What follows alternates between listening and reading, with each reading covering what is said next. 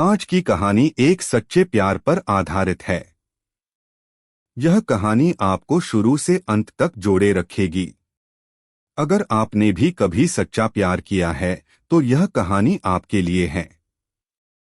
आरव नाम का एक लड़का था जो दिल्ली के एक कॉल सेंटर में काम करता था। वह अपनी जिंदगी में काफी खुश रहता था। एक दिन रात की शिफ्ट के दौरान वह अपने दोस्तों के साथ चाय पी रहा था और अपना फोन चेक कर रहा था। अचानक उसकी नजर एक लड़की की प्रोफाइल पर पड़ती है। उस लड़की का नाम नैना था। आरव कुछ देर सोचता है, फिर वह उसे फ्रेंड रिक्वेस्ट भेज देता है। कुछ दिनों बाद रात को जब आरव अपने कमरे में होता है तो उसके फोन पर नोटिफिकेशन आता है। नैना ने उसकी फ्रेंड रिक्वेस्ट एक्सेप्ट कर ली होती है। आरव बहुत खुश हो जाता है और यहीं से शुरू होती है उनकी बातचीत। दोनों सुबह से शाम तक बातें करते रहते हैं और धीरे धीरे यह सिलसिला रोज होने लगता है। दोनों तय करते हैं कि अब मिलना चाहिए। नैना देहरादून में रहती थी। डेट फिक्स होती है 23 दिसंबर 2017। आरव अपना ऑफिस का काम जल्दी खत्म करता है और रात में ISBT बस स्टैंड पहुंच जाता है। सुबह जब बस देहरादून पहुंचती है, ड्राइवर कहता है देहरादून आ गया। आरव आंख खोलता है, अपना बैग उठाता है और बस से उतर जाता है। वह इधर उधर देखता है, तभी उसके सामने नैना खड़ी होती है। दोनों एक दूसरे को देखते हैं और मुस्कुराते हैं। आरव धीरे से अपना हाथ आगे बढ़ाता है और दोनों साथ देहरादून की गलियों में चल पड़ते हैं। नैना आरव को देहरादून घुमाती है। दोनों साथ में बातें और मस्ती करते हैं। आरव वापस दिल्ली आ जाता है। अब उसका दिल काम पर नहीं लगता। वह ऑफिस देर से पहुंचता है और जल्दी निकल जाता है। उसके दिमाग में सिर्फ नैना होती है। हर छोटी बात उसे नैना की याद दिलाती है। एक दिन वह फैसला करता है कि अब वह दिल्ली में नहीं रहेगा। वह सोचता है कि देहरादून में ही काम करेगा ताकि वह नैना के पास रह सके। वह अपने आप को समझाने की कोशिश करता है, पर दिल है कि मानता ही नहीं।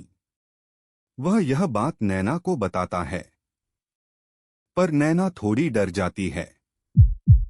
वह किसी और से प्यार करती थी, यह बात उसने आरव को कभी नहीं बताई थी। आरव बहुत सीरियस हो चुका था। नैना उसे समझाती है कि वे सिर्फ अच्छे दोस्त हैं और हमेशा दोस्त ही रहेंगे। आरव टूट जाता है। वह कहता है, तुमने पहले बताना चाहिए था। नैना रो पड़ती है और कॉल काट देती है। कुछ दिनों बाद आरव बिना बताए देहरादून चला जाता है और सीधे नैना के कॉलेज पहुंच जाता है। वह कहता है, मुझे तुमसे बात करनी है। नैना उसके साथ चली जाती है।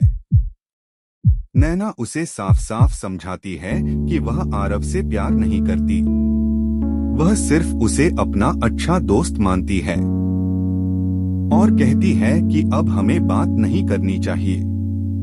वह आरव को ब्लॉक कर देती है। आरव चुपचाप खड़ा रहता है।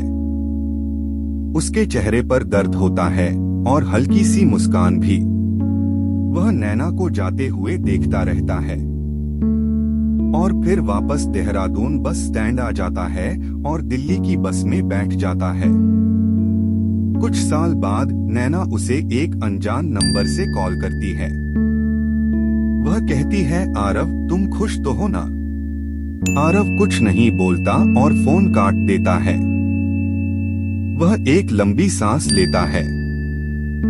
उसके चेहरे पर हल्की सी मुस्कान आती है, जैसे दिल से एक बोझ धीरे धीरे उतर गया हो। वह खुद को समझाता है कि जो हुआ वह उसकी जिंदगी का एक हिस्सा था, पूरी कहानी नहीं। और धीरे धीरे वह अपनी वही जिंदगी में वापस आ जाता है। वही कॉल सेंटर, वही रात की शिफ्ट, वही काम का शोर। आरव फिर से अपनी कॉल सेंटर वाली दुनिया में खो जाता है। दोस्तों, यह कहानी हमें यह सिखाती है कि हर कनेक्शन प्यार नहीं होता और हर प्यार मुकम्मल नहीं होता। कभी कभी हम किसी को अपनी पूरी दुनिया बना लेते हैं, जबकि हम उनकी दुनिया का सिर्फ एक हिस्सा होते हैं। जिंदगी रुकती नहीं है, वक्त चलता रहता है और हमें आगे बढ़ना होता है। सच्चा प्यार सिर्फ पाने का नाम नहीं, बल्कि समझने और छोड़ देने की हिम्मत का नाम भी है।